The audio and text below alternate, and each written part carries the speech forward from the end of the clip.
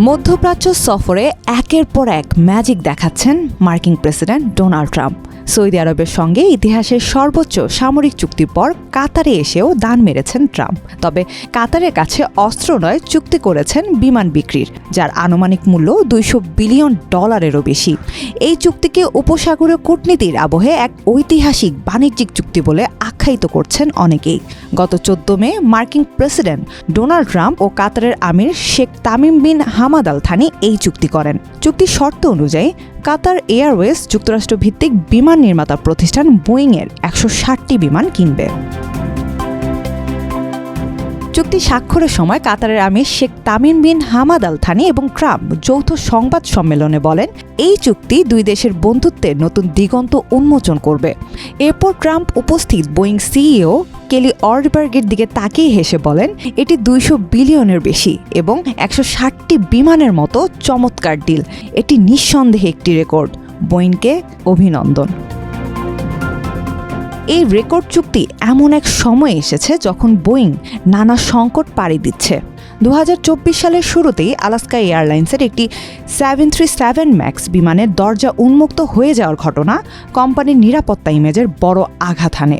ফলে সারা বছর ধরে বোয়িংয়ের অর্ডার কার্যত থেমে গিয়েছিল। বছরের শেষের দিকে কিছুটা ঘুরে দাঁড়ালেও 2024 সালে বোয়িংয়ের মোট গ্রস অর্ডার ছিল মাত্র 569টি, যা 2023 সালের তুলনায় 60% কম। এছাড়া গত শরতে প্রায় 33,000 শ্রমিকের ধর্মঘটের ফলে 2024 সালের সেপ্টেম্বর থেকে ডিসেম্বর পর্যন্ত কারখানার কার্যক্রম বন্ধ ছিল। এতে উৎপাদনে বড় ধস নামে এবং আর্থিকভাবে ক্ষতিগ্রস্ত হয় প্রতিষ্ঠানটি। বিমান সরবরাহেও বোয়িং পিছিয়ে পড়ে। তারা মাত্র 348টি বিমান সরবরাহ করতে সক্ষম হয়, যেখানে 2023 সালে সংখ্যাটি ছিল তার চেয়ে 34% বেশি, অর্থাৎ 500টি।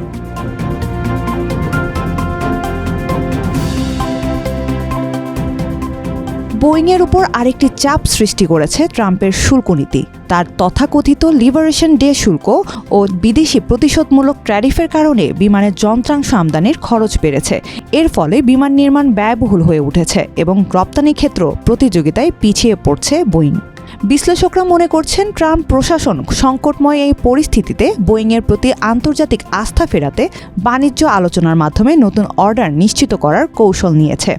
সম্প্রতি হোয়াইট হাউসে বাণিজ্যমন্ত্রী হার্ডওয়ার্ড লুটনিক জানিয়েছেন, যুক্তরাজ্যের একটি এয়ারলাইন্সও প্রায় $10 বিলিয়ন বোয়িং বিমান অর্ডার করেছে। চুক্তির খবর প্রকাশের সঙ্গে সঙ্গে বাজারে ইতিবাচক প্রতিক্রিয়া দেখা গেছে। বোয়িংয়ের শেয়ারের দাম বেড়েছে 1.7%। যদিও বিনিয়োগকারীরা আশাবাদী, তবুও তারা সতর্ক, কারণ অতীতেও এমন অনেক অর্ডার ঘোষণার পর তা বাতিল হয়েছে। ট্রাম্পের কাতার সফর ও বোয়িং চুক্তি শুধু একটি ব্যবসায়িক অর্ডার নয়, বরং কূটনৈতিক দৃষ্টিকোণ থেকেও তাৎপর্যপূর্ণ। বিশ্লেষকরা বলছেন, $400 মিলিয়ন ব্যক্তিগত জেট উপহার পাওয়ার পর মাত্র কয়েকদিনের ব্যবধানে এই $200 বিলিয়ন বোয়িং অর্ডার দুই দেশের সম্পর্ককে এক নতুন উচ্চতায় নিয়ে গেছে।